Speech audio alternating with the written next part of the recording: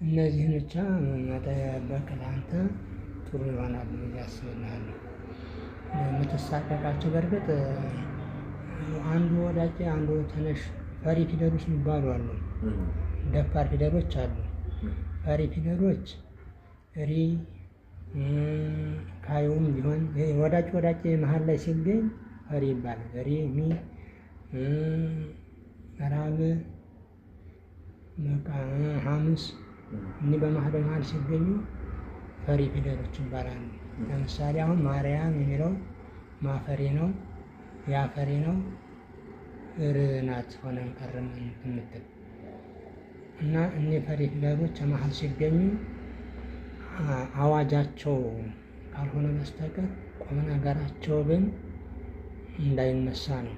አዋጃቸው ግን አሁን ሚካኤል ብሎ ይገኝና ሚካኤልን በተጣይ ማትያስ ብሎ ሲገኝ ደግሞ በሰያፍ አንዳንድ ጊዜ አዋጅ ያፈርሳል።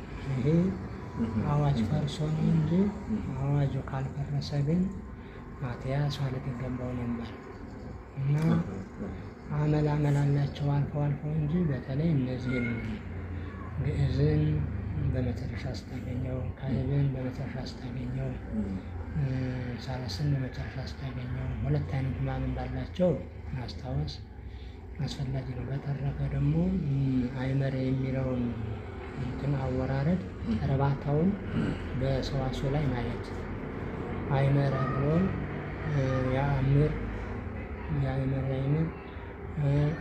አይመርኪ አይማሪት አይመራ አይመሩ የሚለውን እነሱም በአሃዛቸው ስትገባቸው ትንሽነታቸውን እየገለጡልህ እያስተዋወቁ ይሄዳሉ። ወዳጅነታቸውንም እያስተዋወቁ ይሄዳሉ።